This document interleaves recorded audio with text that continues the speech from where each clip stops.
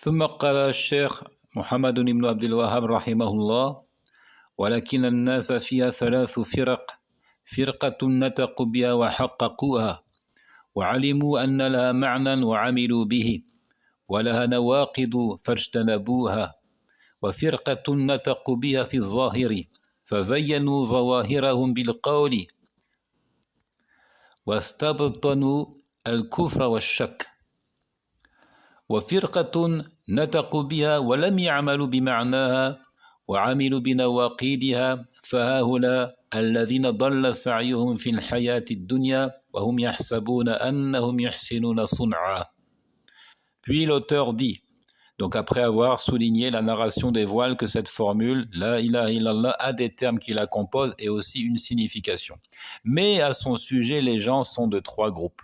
Donc on peut distinguer trois catégories d'individus par rapport à cette attestation-là. Un groupe qui l'a déclamée verbalement et l'a réalisée.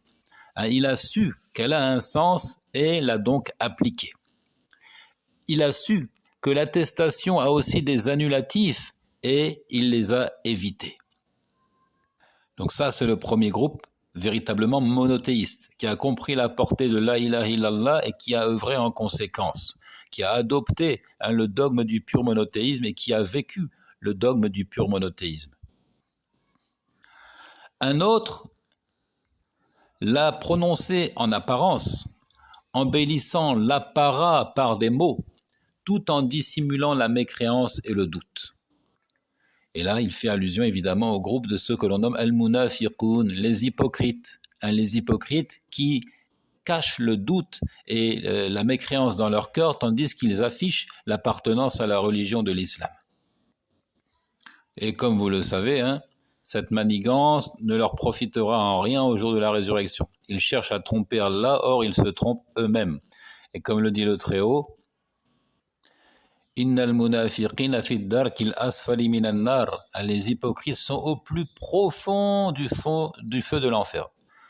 Donc plus grave encore, une station plus méprisable que celle des mécréants, de ceux qui n'ont jamais adhéré à la religion de l'islam.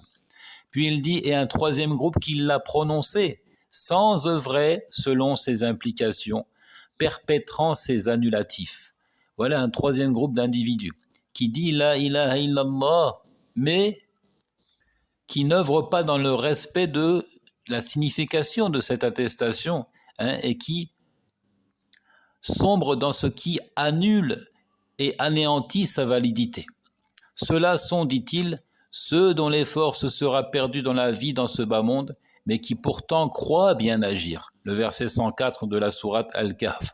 Ceux dont l'effort se sera perdu dans la vie en ce monde, mais qui pourtant croyaient bien agir. فالفرقة الأولى هي الناجية وهم المؤمنون حقا والثانية هم المنافقون والثالثة هم المشركون فلا إله إلا الله حسن ولكن نصبوا عليه منجنيق التكذيب ورموه بحجارة التخريب فدخل عليهم العدو فسلبهم المعنى وتركهم مع الصورة. Le premier groupe est celui qui est sauvé. Il s'agit des véritables croyants. Le second groupe est celui des hypocrites. Et le troisième est celui des idolâtres, qui désigne des émules à Allah. Donc ici, c'est très important de le souligner. Y a-t-il des gens que l'on peut qualifier de mushrikoun, d'idolâtres, mais qui prononcent la ilaha illallah avec leur langue? La réponse est oui. Tous ceux qui disent la ilaha illallah avec la langue, tandis qu'ils en bafouent le sens, et qui posent des actes de mécréance en vouant une forme de culte et d'adoration à un autre que Allah, parmi les défunts, parmi les saints hommes, etc., celui-là mérite le qualificatif de mushrik. Il n'y a de divinité qu'Allah est une forteresse, certes. Cependant, ils ont dressé contre cette forteresse les catapultes du démenti, et ils l'ont bombardée avec les pierres de la destruction. L'ennemi s'est infiltré parmi eux, leur substituant le sens de l'attestation et les laissant avec la forme. Donc l'ennemi ici, on peut imaginer d'abord en tête de liste le diable. Le diable s'est frayé un chemin jusque dans leur cœur. Il a substitué le sens de la ilaha illallah et il les a laissés avec la forme simplement, une coquille vide. وفي الحديث إن الله لا ينظر إلى صوركم وأبدانكم ولكن ينظر إلى قلوبكم وأعمالكم. D'ailleurs, dans le récit, le prophète sallallahu alayhi wa sallam a disait Allah ne regarde pas vos apparences et vos corps, mais il observe plutôt vos cœurs et vos actes. Et comme dit la règle aussi établie par les ulama, al-ibratu bil ma'ani la bil mabani. Ce qui importe, c'est le sens, c'est la signification profonde d'une chose, pas seulement les apparences. Allah Azza wa Jal n'observe pas et ne tient pas compte de vos apparences physiques. C'est lui qui vous a créé, c'est lui qui a créé le grand, le petit, le gros, le maigre, etc. Ce n'est pas ça qui importe. Il observe vos cœurs, le cœur où siège l'intention, et aussi les actes que l'on pose. Puisque une foi véritable, authentique, débordera largement les cœurs et aura des répercussions évidemment sur les paroles et les actes. Un croyant est quelqu'un qui passe à l'acte. سلبوا معنى لا إله إلا الله فبقي معهم لقلقة باللسان وقعقعة بالحروف وهو ذكر الحصن لا مع الحصن كما أن ذكر النار لا يحرق وذكر الماء لا يغرق وذكر الخبز لا يشبع وذكر السيف لا يقطع فكذلك ذكر الحصن لا يمنع فإن القول قشر والمعنى لب والقول صدف والمعنى در ماذا يصنع بالقشر مع فقدان اللب وماذا يصنع بالصدف مع فقدان الجوهر لا إله إلا الله مع معناها بمنزلة الروح من الجسد لا ينتفع بالجسد دون الروح فكذلك لا ينتفع بهذه الكلمة دون معناها. Donc ils ont ainsi ôté le sens de la ilaha illallah. Il n'y a de divinité qu'Allah. Et c'est pour ça qu'il est important de traduire correctement en français. Il n'y a de divinité digne d'adoration. Il n'y a de divinité véritable que Allah. Et seul demeurèrent l'agitation de la langue, le clapotis des lettres, blablabla, agitation des lèvres et de la langue. C'est tout ce qu'il reste, mais le sens a disparu. Cela revient à évoquer la citadelle sans qu'elle ne soit présente. Quelqu'un pourra-t-il se mettre à l'abri en disant citadelle alors que la citadelle n'existe pas? La réponse est non.